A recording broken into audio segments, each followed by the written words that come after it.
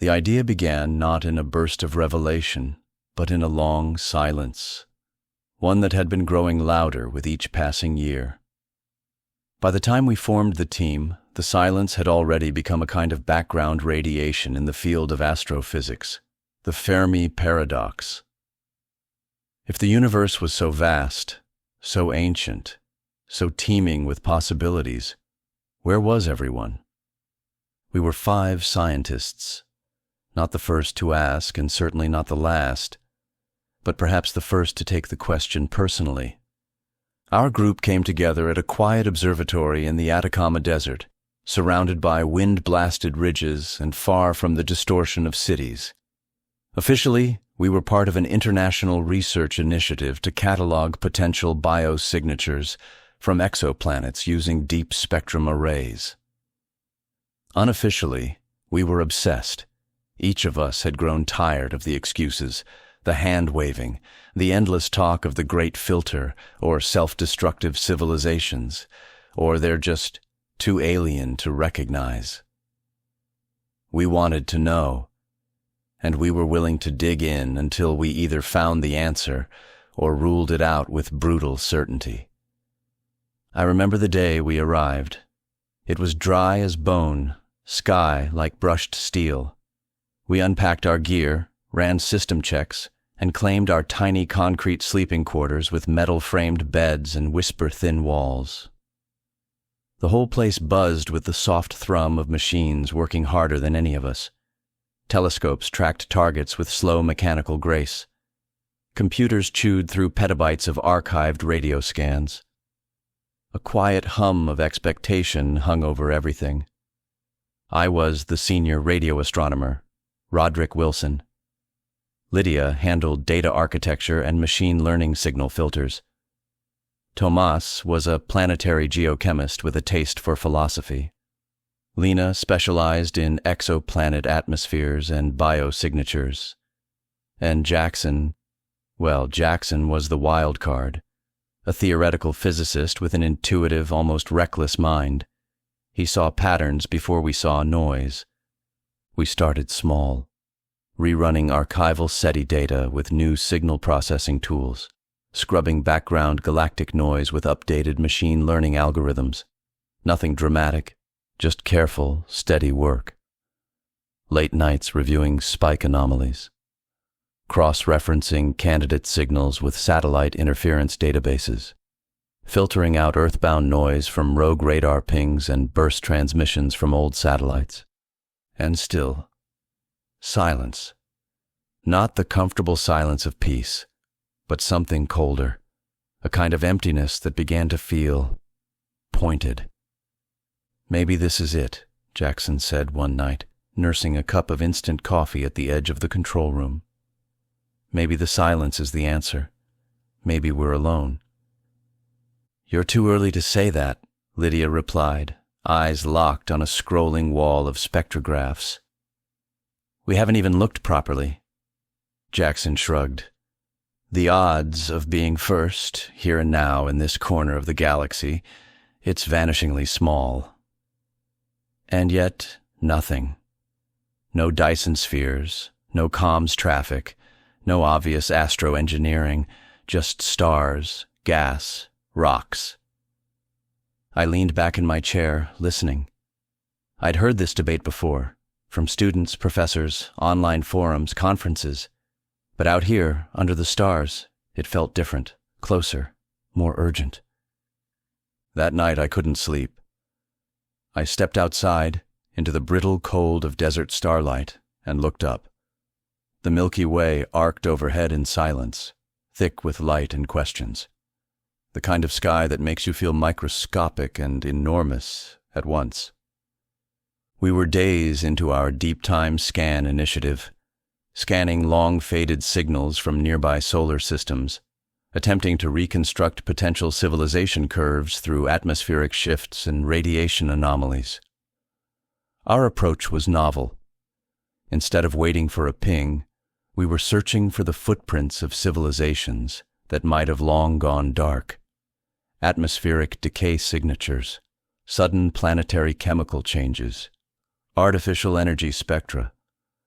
a slow archaeology of the sky. And then we saw something strange. It wasn't a message, not a beacon, not a wow signal.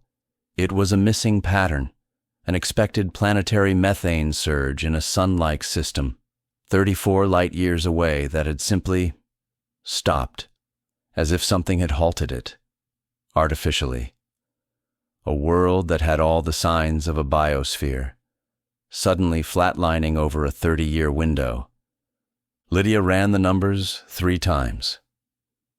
Lena cross-checked it against known geological shifts. Nothing explained it naturally. Thomas was quiet. Jackson grinned like a man who'd just seen a ghost. It wasn't proof, not yet. But it was something. A fingerprint on a doorknob, a boot print in the sand. That night, the silence around us felt thinner, like we were being listened to. And from that moment on, we were never the same. We named the system Kepler 1641F, though we all secretly called it the Dead One. Not because it was lifeless. It had once shown all the signs of complex atmospheric cycles, including methane bursts and oxygen oscillations, but because something about its sudden stillness felt deliberate. Like a breath being held. For the next 2 weeks, Kepler 1641F became our obsession. I bunked in the observatory annex, sleeping only when exhaustion insisted. The rest of the team scattered between the signal lab, the control dome, and the small geochem room we'd converted into a makeshift war room. Notes covered the walls. Diagrams, spectra, time-stamped chemical plots. At one point, Tomas drew a rough planetary model on the whiteboard and added a single black dot, labeling it collapse point. The term stuck. We weren't theorizing intelligent life anymore.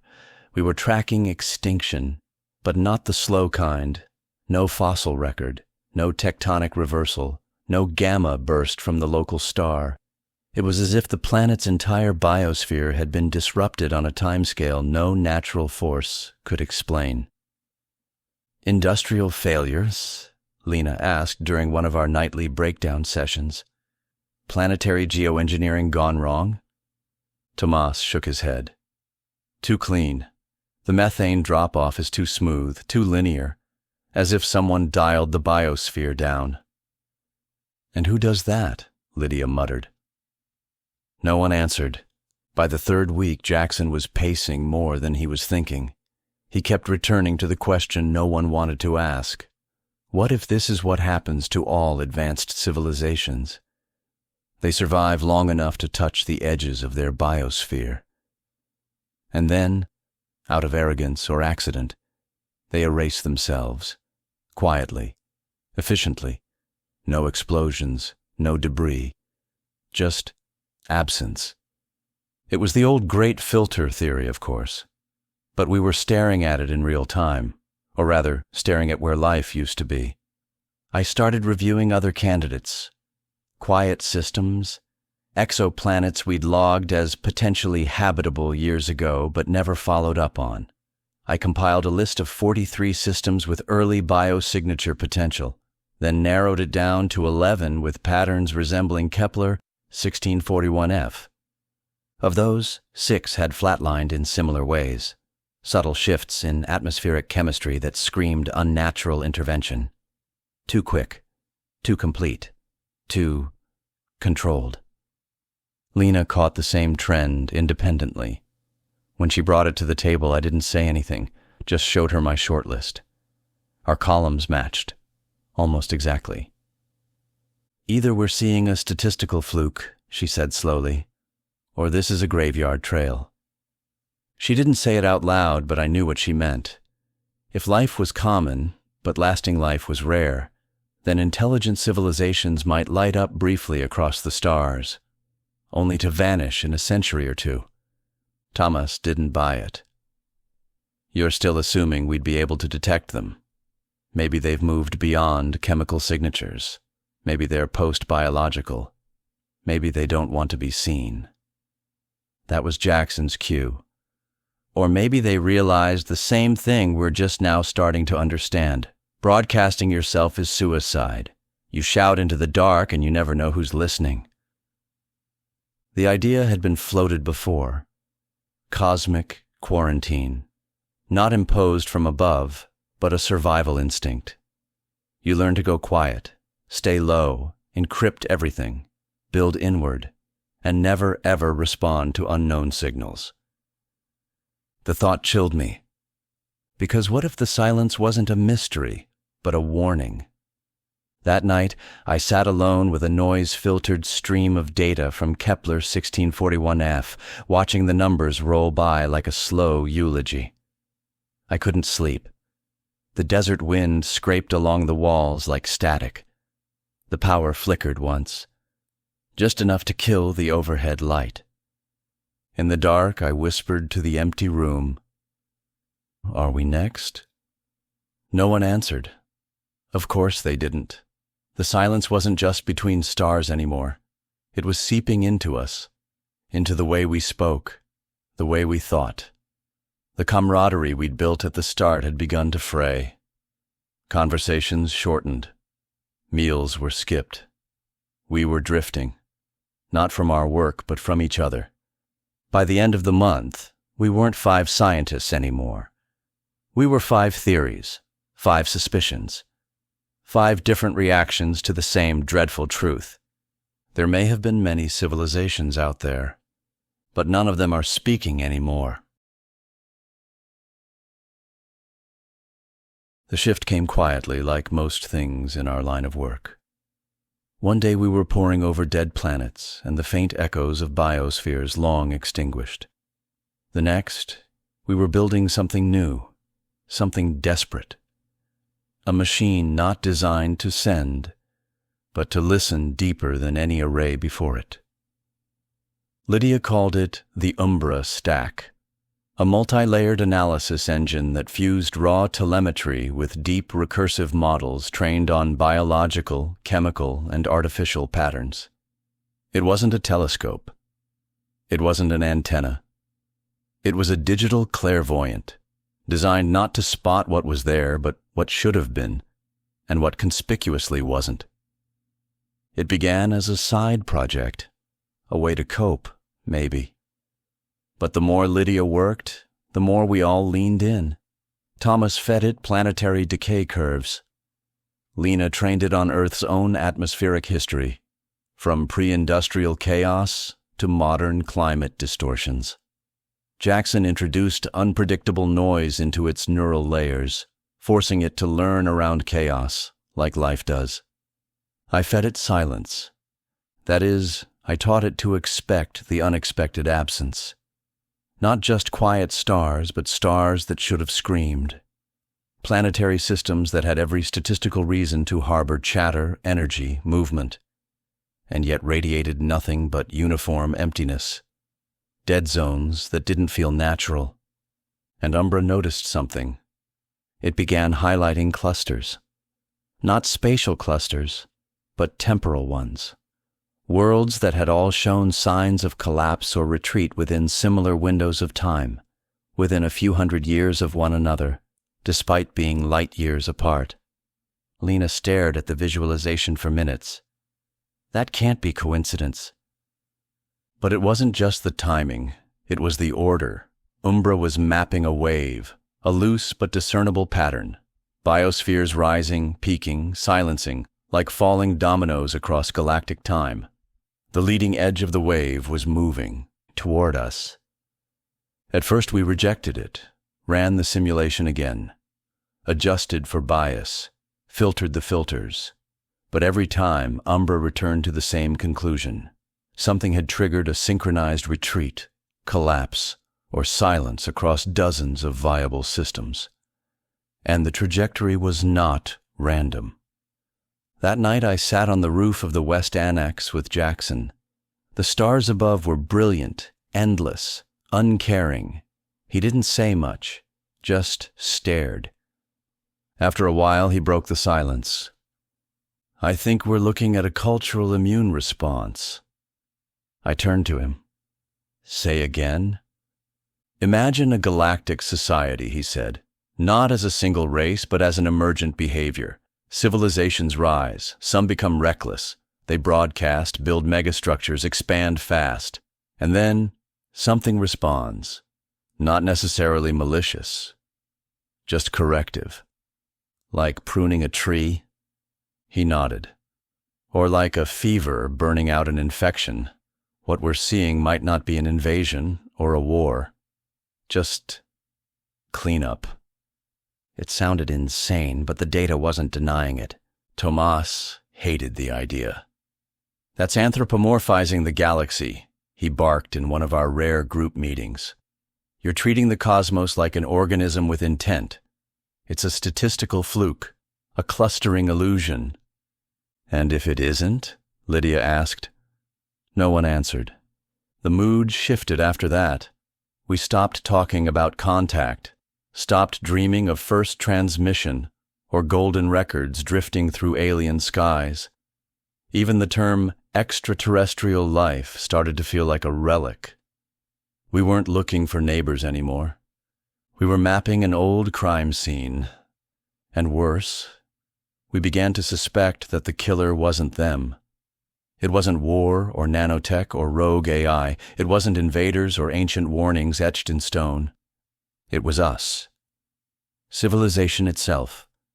Maybe life reached a point, reliably, inevitably, where its tools outpaced its wisdom, where the ability to shape worlds came before the ability to protect them. Maybe every intelligent species built too fast, too bright, too loud. And when they fell, it was quiet, efficient, a flick of entropy, a single miscalculation, repeated at scale. And no one left to tell the tale. By the end of the week, we weren't just watching the stars anymore. We were watching Earth. Every CO2 graph, every deforestation metric, every geopolitical instability report. Not as isolated data points, but as echoes, reflections of the same path we saw out there. The Umbra stack began generating predictive models for us, our biosphere, our arc, our chance at silence. None of us liked the numbers. The morning the generator failed, it wasn't even dramatic. No explosion, no alarm, just the sudden quiet that followed the loss of all background hum. Lydia noticed first. She paused mid-sentence and tilted her head, eyes narrowing. The rest of us felt it a moment later, like a held breath that wouldn't release. In the end, it was just a cracked coolant line. Fixable. But it slowed us down, made us take stock. And during that forced pause, something else failed. This time, inside of us. The stress of what we were finding had frayed our connections. Every one of us was responding to the data differently. Lydia dove deeper into Umbra's simulations, trying to rewrite the models with softer outcomes. Jackson drifted into cryptic speculation, talking less, writing more. Lena started logging fewer hours in the lab, instead staring out into the desert with a haunted expression. Thomas. He began drinking again. And me. I started dreaming of quiet skies, not the kind you fall asleep under with awe and wonder, but the kind that stretches forever, empty and listening. My dreams were filled with data scrolls, broken signals, decaying atmospheres. I'd wake up unsure whether I was still in the dream, still stuck inside Umbra's predictive loops. We were unraveling. The pressure hadn't come from the outside. No contact event. No discovery to shake our foundations. Just the opposite. It was the absence, the pattern of loss, the revelation that intelligence, real, complex, technological intelligence, might be the shortest-lived trait in the universe. Tomas finally snapped during a systems review meeting. Lydia was showing a projected timeline for Earth's atmospheric stability if current industrial trends held. The line dropped too fast. The inflection point came too soon. "This is fear modeling," he barked, waving the tablet away. Self-replicating pessimism.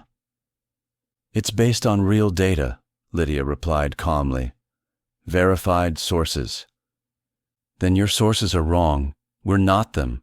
We're not suicidal by default. But we are accelerating, Lena said quietly. Faster than any species would have time to adapt. Thomas looked at me. Roderick, come on. You believe we're different, don't you?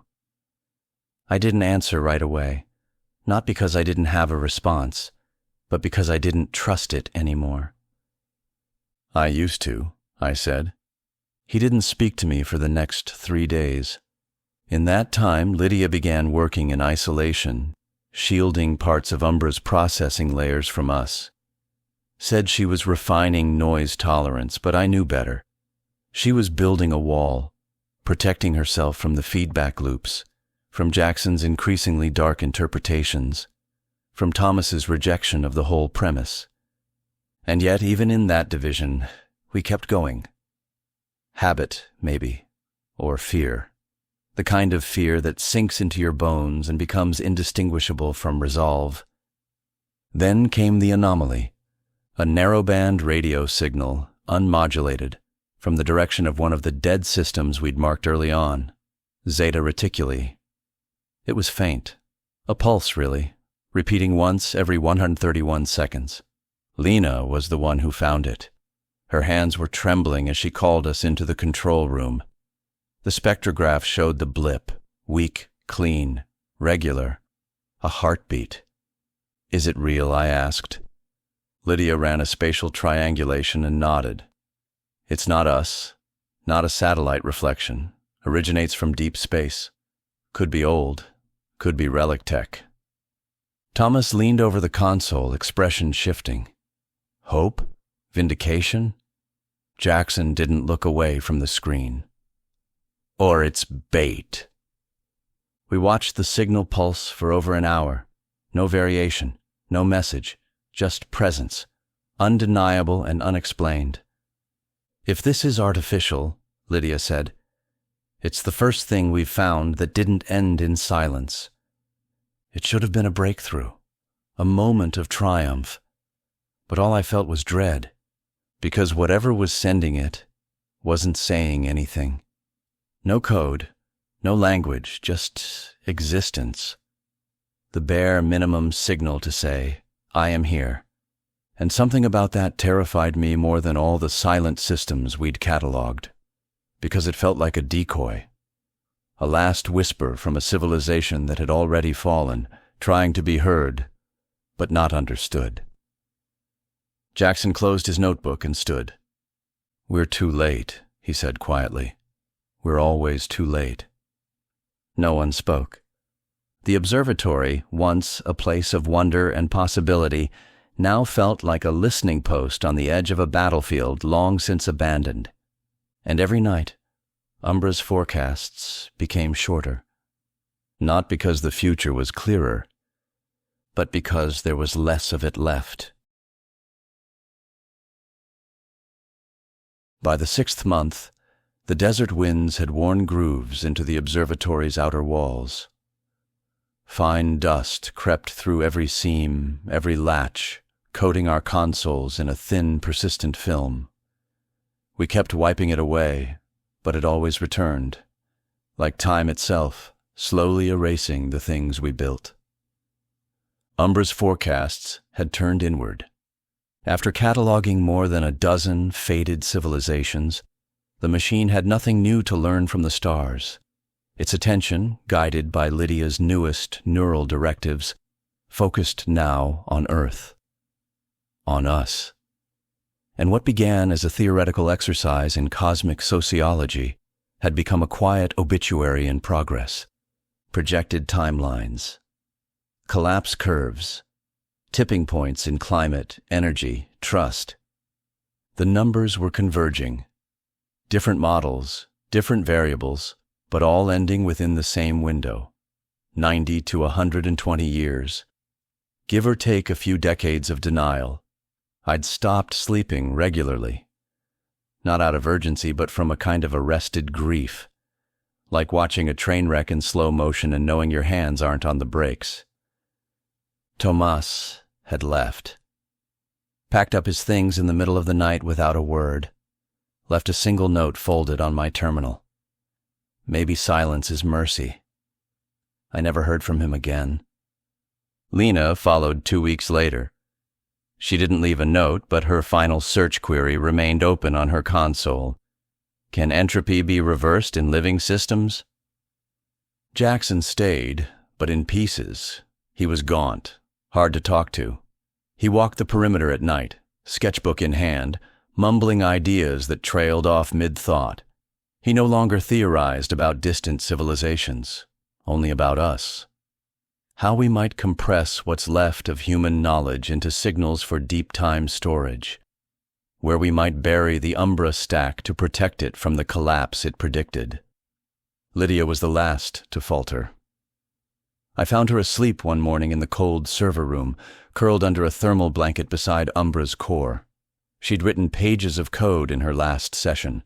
Recursive logic loops, strangely poetic, meant to let the system dream after we were gone. And I stayed too. Because someone had to. Someone had to write it down. The signal from Zeta Reticuli faded by the 7th month. It had never changed, never shifted, never grown stronger. We debated whether it had been artificial at all, but it didn't matter. It had become part of the story now. Just another ghost in a galaxy of them. Umbra's final compiled model was delivered without fanfare. It didn't blink, didn't warn. It simply displayed the end state, a planetary biosphere declining into instability, accelerated by social fragmentation and resource overshoot. No single catastrophe, just a slow, irreversible unraveling, like the ones we'd catalogued among the stars. There was one final line of code in Umbra's terminal output. Lydia had buried it in the system's epilogue file. It was never about the silence. It was about what broke the speaking. I left the observatory on a still morning just after sunrise, packed lightly, just notes, backups, and a hardened drive containing Umbra's last data set. The rest I left untouched, telescopes aligned, consoles blinking gently in standby. Let the dust cover it all. Let it become another artifact, waiting to be unearthed by hands that may never come. And now I write. I write this for whoever might read it. Not in triumph, not in despair, but in clarity. We sought out intelligence in the stars. We found ruins, footprints, echoes. And in the end, we discovered that intelligence may be the most unstable trait in the universe. That civilizations do not vanish in fire or conquest, but in complexity, in overreach, in forgetting how to listen.